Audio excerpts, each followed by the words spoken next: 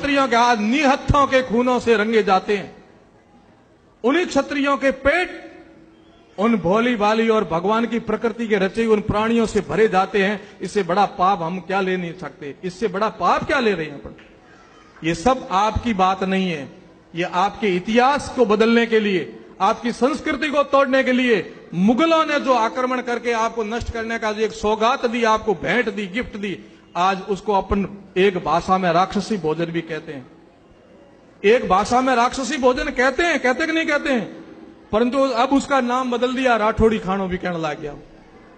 बीजोड़ा ने हैगा ना बरी कर दिया, भाटिया ने होडो ना, पर राठौड़ा रे गले घाती दियो कि राठौड़ी खानो है। तो राक्षसों का खाना, आपकी मति मारी कैसी जाए, आपको मलिन कैसे किया जाए, इनको राक्षस बना दो, मांस खाना सिखा दो, ये लड़ने लायक नहीं रहेंगे और फिर आक्रमण करेंगे। ये हमारी औलादे बन करके हमारे साथ में खड़ी रही। यही आप इतिहास उठा के देखोगे, यदि हिंदुस्तान टूटा है, हिंदू संस्कृति टूटी है, अबलाओं पर जो कोई हुआ है, जजिया कर लगा है, अकबर जोधा हुआ हो, चाहे कोई भी हो, जिस दिन राजपूत ने अपना धर्म छोड़ा उस दिन हिंदू संस्कृति टूटी और राष्ट्र धर्म नीचे गया है। और जिस राजपूत ने अपनी हिंदू संस्कृति को बचाने का प्रण रखा था वो सच्चा राजपूत रहा, उस दिन हिंदू संस्कृति बची है। आज भी ऐसे सच्चे राजपूतों की जरूरत है। आज भी हिंदू संस्कृति देखती है, ब्राह्मण देखते हैं, संत देखते हैं, सभी देखते हैं। गांव की छोटी सी बात हो, कोई राजपूत खड़ा हो तो 36 कौम राजपूत के साथ खड़ने में विश्वास रखती थी, पर आज नहीं रखती। आज तो कहते ये बना है, बना मतलब अकल बना, अकल है ही नहीं इन बनाओ रे गोडी। क्यों नहीं है? बुद्धि लुप्पत्यम यद मत तदकारी उच्यते। जिसको बुद्धि बाहर निकालनी है वो दारू को अंदर डाल दो, बस दिमाग निकल जाएगा अपने आप। ये दो काम आप बखूबी बड़ी शान और शौकत से करते हो, एक मांस खाना और एक दारू पीना, तब आप पूर्ण राजपूत माने जाते हो। जब तक आप मांस नहीं खाते हो और जब तक दारू नहीं पीते हो तब तो कहते थे कि ब्राह्मण बीजा हो गए, ब्राह्मण ने घरे पैदा हुआ होगी। ये ब्राह्मण की बात नहीं है। असली क्षत्रिय वही होता है जिसका बुद्धि पवित्र हो, जिसका खान पान पवित्र हो, वो असली क्षत्रिय है। जिसके हाथ किसी की हत्या के लिए नहीं उठते हो वो असली क्षत्रिय है। आप कल्पना कीजिए, अब कहां से लाएं असली क्षत्रिय, कैसे बनाए असली क्षत्रिय, कैसे मार पड़ी आपके ऊपर। एक बात कहना चाहता हूं सज्जनों, बुरा मत मानना, आप मेरे हो मैं आपका हूं।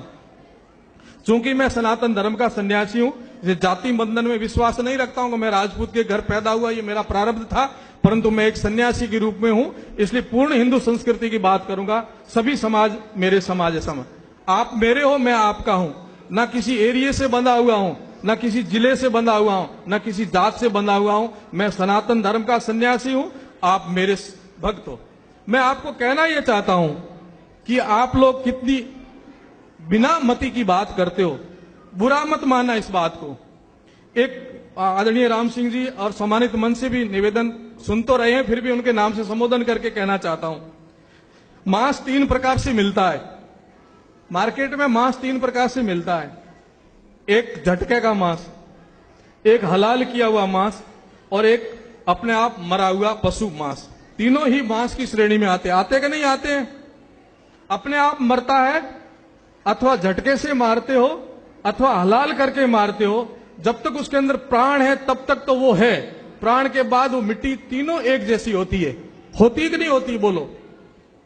कोई भी ढूंढी उठाए थे घरे लाइन पकाइन को नहीं खाओला, परंतु झटके रो कीड़ो बड़ा शान और शौकतों खाओला।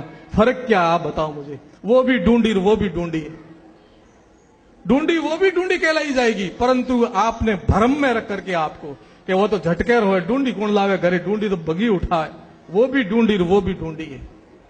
और बहुत मुझे शर्म के साथ कहना पड़ता है कि हमारी राजपूतों के जिस विद्यालय में बच्चे पढ़ते हैं, राम सिंह जी, आदरणीय राम सिंह जी सम्मानित मंच, जिस पर गर्व है कि यहां राजपूतों के बच्चे पढ़ते हैं इस स्कूल के अंदर, उस मैनेजमेंट कमेटी ने एक निर्णय लिया, आपको सुनाना चाहूंगा।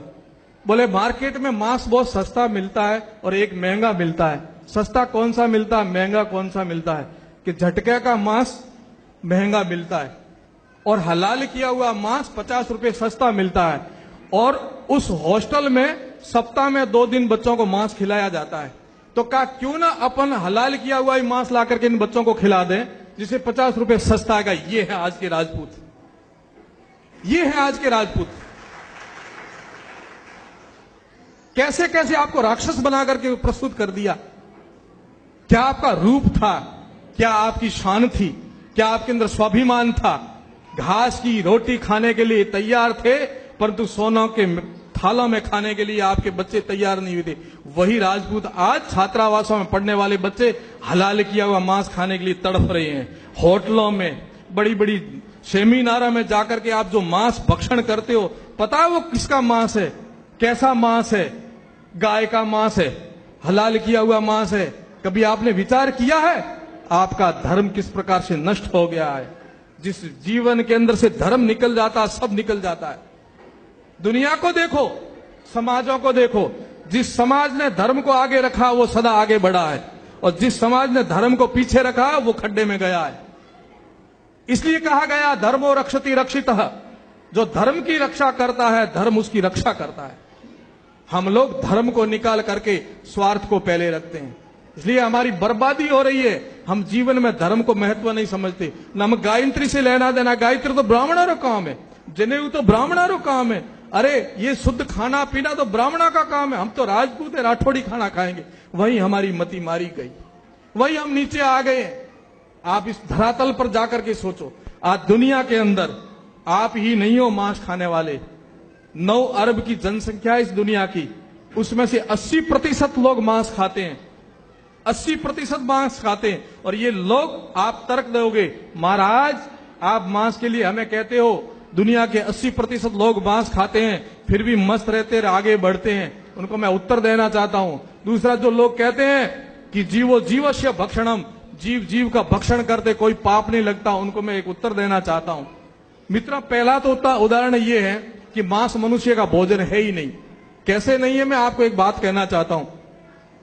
जितने भी प्राणी भगवान ने मांस खाने के लिए बनाए हैं, जो भी नास्तिक रूप में तार्किक लोग, जो तर्क पर आधार पर आप बैठे सुनना चाहते हो, जितने भी प्राणी भगवान ने मांस खाने के लिए बनाए हैं, वो सबके सब प्राणी जन्म के समय आंखें बंद पैदा होते हैं।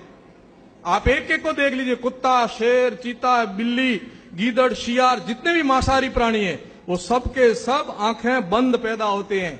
और जितने शाकाहारी प्राणी हैं, वो चाहे हाथी से लेकर के बकरी तक, घोड़ा, ऊंट, मनुष्य, सबके सब जन्म के समय आंखें खुली पैदा होते कि नहीं होते? आप बताओ, होते कि नहीं होते हैं?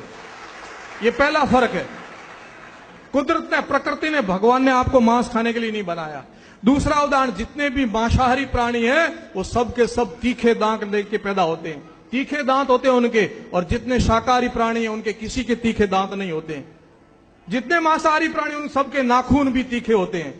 कुत्ता, शेर, चीता, बिल्ली, सबके तीखे नाखून होंगे। और जितने भी शाकाहारी हैं, आपके मेरे देख लो चपटे हैं, घोड़े के चपटे, ऊंट के चपटे, बकरी के चपटे, भेड़ के चपटे, जितने शाकाहारी प्राणी हैं सबके नाखून चपटे होंगे। और जितने मांसाहारी प्राणी हैं वे सब जीभ से पानी पीते हैं, जीभ से।